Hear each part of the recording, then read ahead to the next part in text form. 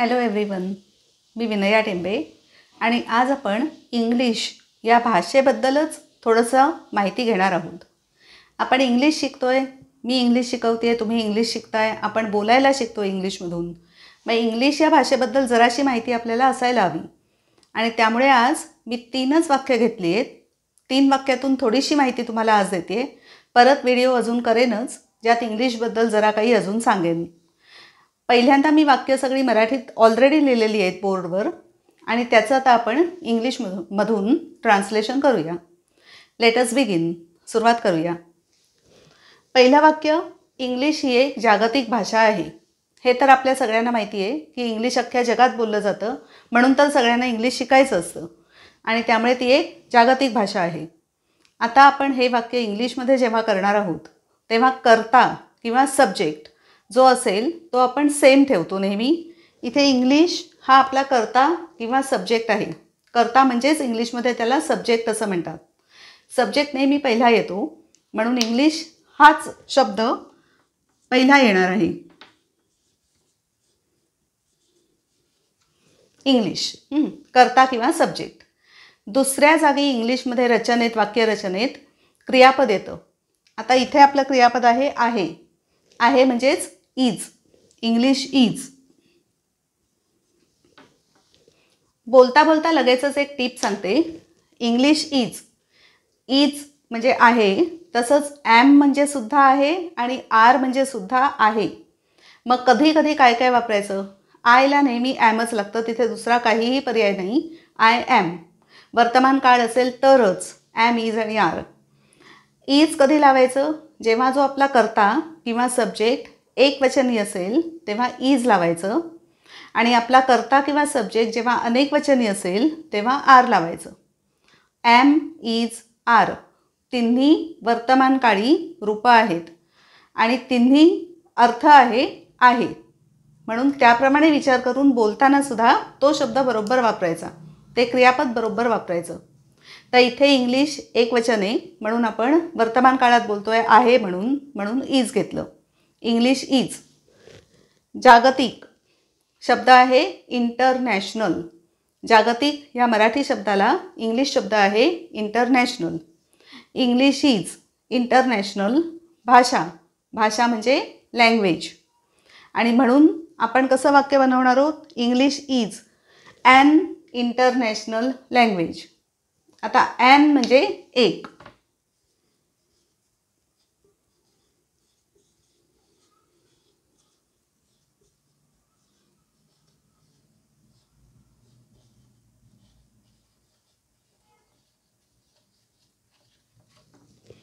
ॲनचा अर्थ आहे एक.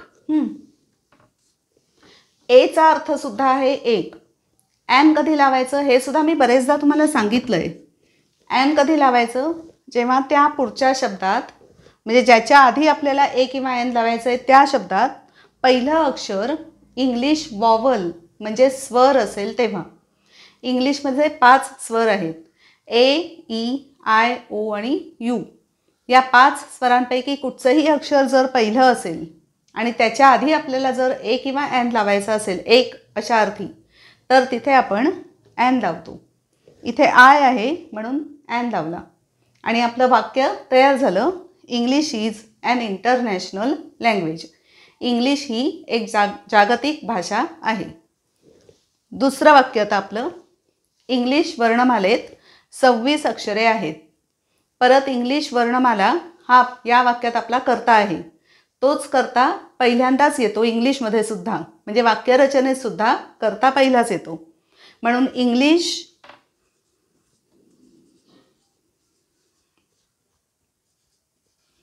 वर्णमाला, याला इंग्लिशमध्ये शब्द आहे अल्फाबेट. अल्फाबेट म्हणजे वर्णमाला, म्हणून इंग्लिश अल्फाबेट.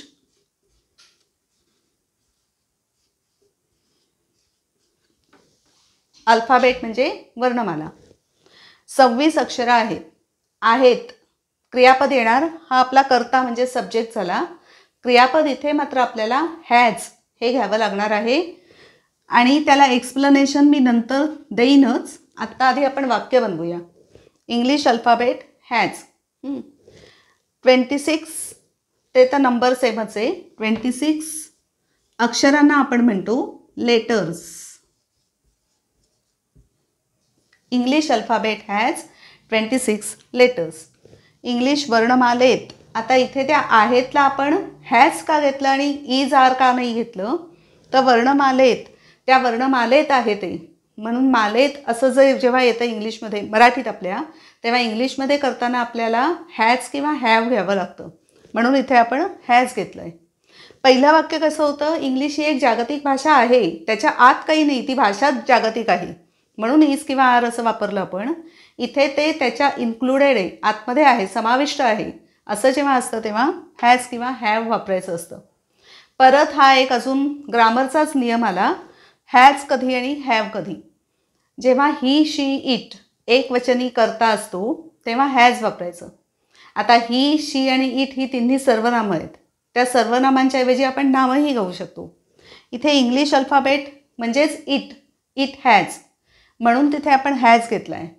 बरेच आहेत, व्याकरणात बऱ्याच गोष्टी सांगायच्या आहेत, आणि जोपर्यंत तुम्हाला व्याकरण अगदी स्पष्ट होत नाही तोपर्यंत तुमची इंग्लिश भाषा सुधारायला जास्त वेळ लागेल. आणि त्यासाठी मी व्याकरणाचे सुद्धा व्हिडिओ सुरू करणार आहे. काही जणांनी मला सजेस्ट पण केलं आहे की व्याकरण पण तुम्ही घ्यायला लागा, आणि म्हणून मी ह्याच्या पुढे ह्या आठवड्यात एक व्हिडिओ करणार आहे. प्रत्येक आठवड्यात 1 किंवा 2 व्हिडिओज व्याकरणाचे सुद्धा करणार आहे.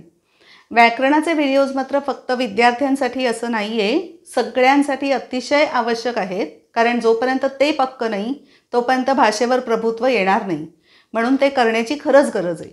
तर हळूहळू मी करेन. सेम चॅनल, फक्त वर इंग्लिश ग्रामर असं लिहून व्याकरणाचे व्हिडिओ करणार आहे. फक्त ते पण नक्की बघा सगळ्यांनी, कारण त्याचा खूप उपयोग होणार आहे भाषा लवकर चांगली बोलण्यासाठी. चांगली आणि न चुकता बोलण्यासाठी व्याकरणाचा बेस चांगला असायला हवा, पाया त्याचा, म्हणून ते अतिशय उपयुक्त आणि गरजेचं आहे सगळ्यांसाठी. ओके, तर हा एक सांगितली टीप हॅज का. हे सगळे डिटेल्स मी व्याकरण जेव्हा घेईन त्यावेळेला आणखी एक्सप्लेन करेनच. फक्त वाक्य बनवताना तेवढा वेळ एक्सप्लेन करायला नसतो, म्हणून मी वाक्यानुसार ते सांगत असते. आता हे सेम वाक्य आपण अजूनही वेगळ्या प्रकारे म्हणू शकतो. कर्ता किंवा सब्जेक्ट सेमच राहणार आहे, तो बदलणार नाही. इंग्लिश वर्णमाला, इंग्लिश अल्फाबेट, म्हणून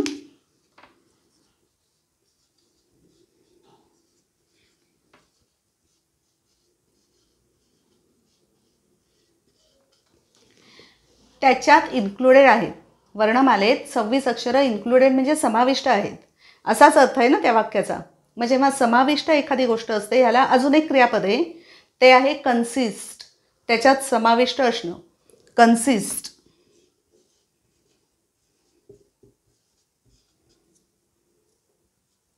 आणि इथे त्या क्रियापदाला मूळ क्रियापद आहे कन्सिस्ट, ट पर्यंत म्हणजे टी पर्यंत, पण ह्या क्रियापदाला एस हा प्रत्यय ह्या वाक्यात लागतोय. परत ग्रामरचा रूल आला, म्हणजे व्याकरणाचा नियम आला, एस का लागतोय. हे पहिलं जे आपलं आहे कर्ता किंवा ज्याला आपण सब्जेक्ट म्हणतो, तो जर एकवचनी असेल, वर्तमान काळात असेल, तर त्या क्रियापदाला एस किंवा ई एस हा प्रत्यय लागतो. म्हणून ह्या आपल्या मूळ कन्सिस्ट ह्या क्रियापदाला एस हा लागलेला आहे इथे. Okay, English alphabet consist. आता कन्सिस्ट ऑफ हे यावं लागतं, कारण वर्णमालेत तो जो त आहे त्यासाठी आपल्याला कन्सिस्ट ऑफ असं म्हणावं लागतं इंग्लिशमध्ये. हे मात्र लक्षातच ठेवायचं आहे. कन्सिस्ट ऑफ किती अक्षरं, 26 लेटर्स. सेम पुढचं 26 लेटर्स. आता हेच सेम वाक्य अजूनही एका प्रकारे आपण म्हणू शकतो, ते पण आज मी सांगते लगेच तुम्हाला. सुरुवात आपण देअर या शब्दाने करूया. देअर या शब्दाने जेव्हा सुरुवात होते तेव्हा मात्र इंग्लिश रचना बदलते. कर्ता पहिला नाही तर देअर हा शब्दच पहिला येतो. आता ती वाक्यरचनाच वेगळी आहे, म्हणून त्याचा नियमही वेगळा आहे. देअर या शब्दाची वेगळी वेगळी वाक्य आपण नंतर एकदा करूया व्हिडिओमध्ये. ओके, आत्ता मी नुसतं सांगते, देअरने सुरुवात करूनही हे वाक्य बनवता येतं. म्हणून मी पहिलं अक्षर लिहिलं देअर. आर 26 लेटर्स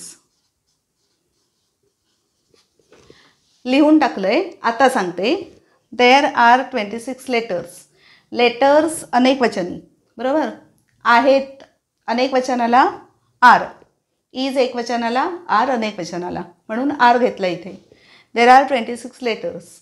कशात आहेत? इंग्लिश अल्फाबेटमध्ये, म्हणजेच इंग्लिश वर्णमालेत. त याला प्रेपोजिशन जे लागतं इंग्लिशमध्ये ते इन, आत आहेत. मग आत म्हणजे इन. आणि कशात? तर इंग्लिश अल्फाबेटमध्ये.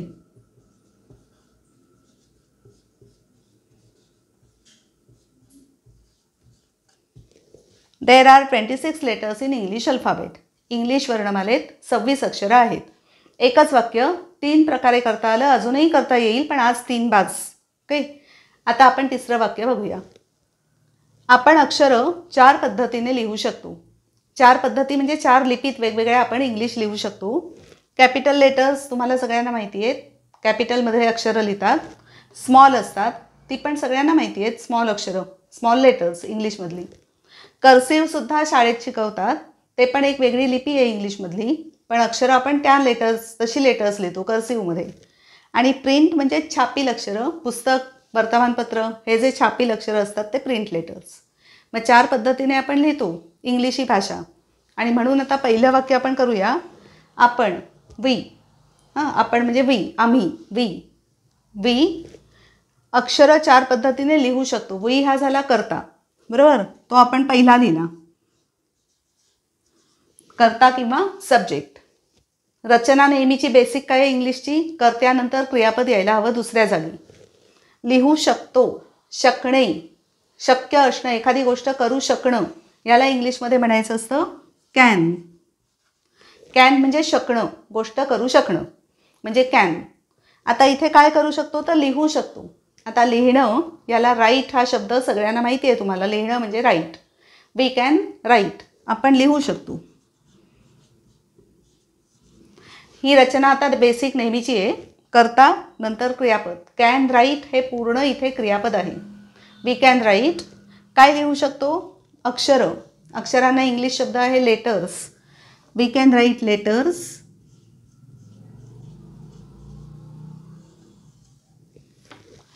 किती? 4 पद्धतीने. आता हा जो ने आहे त्यासाठी आपण इंग्लिशमधलं अक्षर घेणार आहोत किंवा शब्द घेणार आहोत इन. 4 वेगवेगळ्या पद्धतीने. Letters in. 4 म्हणजे 4. पद्धती मेथड्स किंवा वेज लिहूया आपण. मेथड्स होऊ शकतं किंवा वेजही लिहू शकतो. वेगवेगळे शब्द वापरू शकतो एकाच गोष्टीला, मराठीत जसं तसंच इंग्लिशमध्ये. We can write letters in 4 ways. 4 पद्धतीने आपण अक्षरं लिहू शकतो. हे झालं आपलं करून. पुढची नुसती नावं आहेत, त्या नावांचं कॅपिटल लेटर्स म्हणजेच स्पेलिंग फक्त मी लिहिते, बाकी सेमच येते. कॅपिटल लेटर्सने लिहू शकतो, स्मॉल लेटर्समध्ये लिहू शकतो. कर्सिव्ह रायटिंग असतं ते कर्सिव्ह. आणि प्रिंट लेटर्स म्हणजे छापील जी असतात अक्षरं ती प्रिंट. अशा 4 पद्धतीने आपण इंग्लिश लिहू शकतो. हे शेवटचं वाक्य आपलं तयार झालं. आता एकदाच फक्त मी वाक्य वाचते इंग्लिश आणि त्याचा मराठी अर्थ सांगते. English is an international language. English ही एक जागतिक भाषा आहे. दुसरं मराठी वाक्य आहे, इंग्लिश वर्णमालेत 26 अक्षरं आहेत. सेम वाक्य 3 पद्धतीने आज आपण लिहिलं आहे. पहिलं आहे, इंग्लिश अल्फाबेट हॅज 26 लेटर्स. दुसरं आहे, English alphabet consist of 26 letters. तिसरं वाक्य, देर are 26 letters in English alphabet. हे झालं आपलं दुसरं वाक्य, 3 वेगवेगळ्या पद्धतीने, अर्थ सेम. तिसरं वाक्य, आपण अक्षरं 4 पद्धतीने लिहू शकतो. हे वाक्य आपण इंग्लिशमध्ये बनवलं, we can write letters in 4 ways. 4 पद्धतीने लिहू शकतो. आणि ह्या 4 पद्धती लिखाणाची लिपी म्हणा, ती कॅपिटल म्हणजे कॅपिटल लेटर्समध्ये, स्मॉल लेटर्समध्ये, कर्सिव्ह रायटिंग आणि प्रिंट छापील असतं ते प्रिंट. अशी झाली आजची वाक्य. टिप्स तर तुम्हाला मी ग्रामरच्याच सांगितल्या आज बऱ्यापैकी. ह्याच्यात एकदा पटकन रिपीट करते ह्या टिप्स सगळ्या. पहिली टिप सांगितली की इंटरनॅशनल जेव्हा पहिला अक्षर AEIOU या स्वरातलं एक असतं तेव्हा त्याच्या आधी जर ए किंवा एन लावायचा असेल तर एन लावायचा असतो. बाकी सगळ्या अक्षरांना ए लावायचा असतो एक या अर्थी. दुसरं सांगितलं इज, आर, एम. तिन्ही वर्तमानकाळीच रूप आहेत. तिन्हीचा अर्थ आहे हाच आहे. फक्त आयला एम लावायचं. जेव्हा कर्ता एकवचनी असेल तेव्हा इज लावायचं आणि जेव्हा कर्ता अनेकवचनी असेल तेव्हा आर लावायचा. तिसरी गोष्ट सांगितली हॅज आणि हॅव. हॅज कधी लावायचं? ही, शी, इट या सर्वनामांच्या जागी जी नामं येतात त्यांच्यासाठी आपण हॅज लावायचं. चौथी गोष्ट कन्सिस्ट. हा एस का लागलाय प्रत्यय? तर जेव्हा वर्तमानकाळी रूप असतं आणि कर्ता एकवचनी असतो तेव्हा क्रियापदाला एस किंवा येस हा प्रत्यय लागतो. फक्त हे क्रियापद मूळ क्रियापद हवं. आता हे मूळ क्रियापद मी का म्हणते? Main verb. हॅज याला इंग्लिशमध्ये हेल्पिंग वर्ब म्हणतात. म्हणजे मदत करणारं असं ते क्रियापद आहे. ते मूळ मुख्य असं नाही आहे. म्हणून मूळ क्रियापद असताना त्याला एस किंवा येस लागतो. हॅज, इज यांना लागत नाही कारण ती हेल्पिंग वर्ब्स आहेत. हे सगळं मी ग्रामरच्या तुमच्या व्हिडिओज जेव्हा करेन ना तुमच्यासाठी त्यावेळेला सगळं डिटेल सांगेनच प्रत्येक वेळेला. चौथी गोष्ट मी सांगितली कॅनसाठी. जेव्हा शकणं असं असतं, शक्य असणं, शकणं, करू शकणं, तेव्हा आपण कॅन वापरायचा असतो. ते पण हेल्पिंग वर्ब आहे. राईट हे मेन वर्ब आहे. इथे लिहू शकतो म्हटलंय ना आपण. हे राईट याला म्हणतात मेन वर्ब. अशा बऱ्याच गोष्टी आहेत इंग्लिशमध्ये सांगण्यासारख्या. त्या मी हळूहळू सांगत जाईन आणि तुम्ही व्हिडिओज नक्की माझे बघत जा. आवडले तर लाईक करा, शेअर करा आणि सबस्क्राईब करा. Thank you very much. आजचा व्हिडिओ आवडला असेल तर करालच तुम्ही लाईक, शेअर आणि सबस्क्राईब. बाय.